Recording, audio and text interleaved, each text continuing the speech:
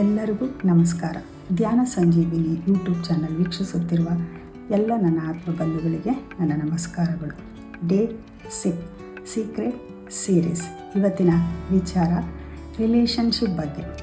ಯಾರಿಗೆಲ್ಲ ಪಾರ್ಟ್ನರ್ಸನ್ನು ನೀವು ಬೇಕು ಅಂತ ಅಂದ್ಕೊಳ್ತಾ ಇದ್ದೀರೋ, ಹುಡುಗಗೆ ಹುಡುಗಿ, ಹುಡುಗಿಗೆ ಹುಡುಗ, ಇವತ್ತಿನ ವಿಷಯ ಅದರ ಬಗ್ಗೆ ತುಂಬ ಚೆನ್ನಾಗಿ ವಿವರಿಸಿದ್ದಾರೆ. ಒಮ್ಮೆ ಒಬ್ಬ ಹುಡುಗಿ ತನಗೆ ಗಂಡ ಬೇಕು ಅಂತ ಎಷ್ಟು ರೀತಿಯಲ್ಲಿ ಪ್ರಯತ್ನವನ್ನು ಮಾಡ್ತಾಳೆ.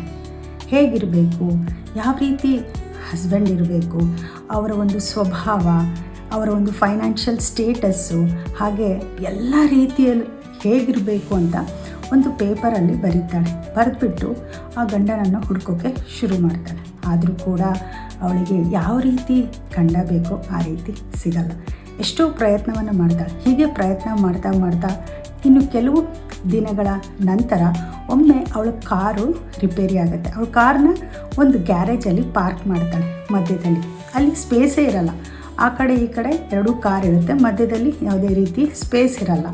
ಆವಾಗ ಅವಳಿಗೆ ಅರ್ಥ ಆಗುತ್ತೆ, ನಾನು ನನ್ನ ಲೈಫ್ ಪಾರ್ಟ್ನರ್ನ ಬೇಕು ಅಂದರೆ ನಾನು ಅದಕ್ಕೆ ಸ್ಪೇಸೇ ಕೊಡ್ತಾ ಇಲ್ಲ, ನನ್ನ ಒಂದು ಇಮ್ಯಾಜಿನೇಷನ್ ತಪ್ಪಾಗಿದೆ ಅಂತ ಅರ್ಥ ಆಗಿ ಅವಳು ಮತ್ತೆ ಬೇರೆ ರೀತಿಯಲ್ಲಿ ಒಂದು ವಿಜುವಲೈಸೇಷನ್ ಮಾಡ್ಕೊತಾ ಹೋಗ್ತಾಳೆ.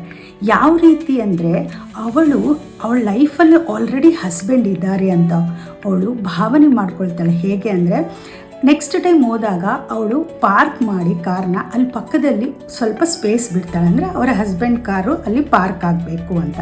ಹಾಗೆ ಮನೇಲಿ ಹೋಗಿ ವಾರ್ಡ್ರೋಪಲ್ಲಿ ಬಟ್ಟೆ ಇಡ್ತಾರಲ್ವ, ಅಲ್ಲಿ ನನ್ನ ಬಟ್ಟೆ ಪಕ್ಕ ನನ್ನ ಗಂಡನ ಬಟ್ಟೆ ಕೂಡ ಆ ವಾರ್ಡ್ರೋಪಲ್ಲಿ ಬಟ್ಟೆ ಇಡಬೇಕು, ಅದಕ್ಕೆ ಸ್ಪೇಸ್ ಬಿಡ್ತಾಳೆ. ಹಾಗೆ ವಾಕ್ ಮಾಡುವಾಗ ನನ್ನ ಜೊತೆಗೆ ನನ್ನ ಹಸ್ಬೆಂಡ್ ಕೂಡ ಬರ್ತಾ ಇದ್ದಾರೆ ಅಂತ ಅವಳು ಫೀಲ್ ಮಾಡ್ತಾಳೆ. ಈ ರೀತಿ ಪ್ರತಿಯೊಂದು ಸ್ಟೆಪ್ಪಲ್ಲಿ ಅವಳು ಊಹೆ ಮಾಡ್ಕೊಳ್ತಾಳೆ. ಮಲಗೋಕಿನ ಮುಂಚೆ ಕೂಡ ಮಧ್ಯದಲ್ಲಿ ಮಲಗ್ತಾರಂತೆ, ಅಂದರೆ ಅಲ್ಲಿ ಪಕ್ಕದಲ್ಲಿ ನನ್ನ ಹಸ್ಬೆಂಡ್ ಮಲಗಿದ್ದಾರೆ ಅಂತ. ಈ ರೀತಿ ಪ್ರತಿದಿನ ಮಾಡ್ತಾ ಕೆಲವೇ ದಿನಗಳಲ್ಲಿ ಅವರಿಗೆ ಬೇಕಾದ ಪಾರ್ಟ್ನರನ್ನು ಹುಡ್ಕೊಂಡು ಮದುವೆ ಆಗ್ತಾರೆ. ಈ ರೀತಿ ಮಾಡೋದ್ರಿಂದ ಅವರು ಬೇಗ ಲೈಫ್ ಪಾರ್ಟ್ನರ್ನ ಅಟ್ರ್ಯಾಕ್ಟ್ ಮಾಡ್ತಾರೆ. ಸೊ ಯಾರಿಗೆಲ್ಲ ಈಗ ನನಗೆ ಲೈಫ್ ಪಾರ್ಟ್ನರ್ ಬೇಕು ಅಂತ ನೀವು ಅಂದ್ಕೊಳ್ತಾ ಇದ್ದೀರಾ, ಈ ರೀತಿ ಮಾಡಿದರೆ ಖಂಡಿತವಾಗಿ ನಿಮ್ಮ ಜೀವನದಲ್ಲೂ ಕೂಡ ಬೇಗ ಲೈಫ್ ಪಾರ್ಟ್ನರನ್ನು ಅಟ್ರ್ಯಾಕ್ಟ್ ಮಾಡ್ಕೊಳ್ತೀರ. ಆದರೆ ಇದರಲ್ಲಿ ಒಂದು ಕಂಡೀಷನ್ ಇದೆ. ನಿಮಗೆ ಯಾವ ರೀತಿ ಹಸ್ಬೆಂಡ್ ಅಥವಾ ವೈಫ್ ಬೇಕು ಅಂತ ಅಂದ್ಕೊಳ್ತಿರೋ ಎಲ್ಲ ಕ್ಯಾರೆಕ್ಟರ್ಸನ್ನು ಬರೀರಿ, ಸ್ವಭಾವಗಳನ್ನು ಬರೀರಿ. ಅದೇ ಯಾವ ರೀತಿ ಈ ರೀತಿ ಫೇಸ್ ಇರಬೇಕು ಅಂತ ಇಮ್ಯಾಜಿನ್ ಮಾಡಬಾರ್ದು.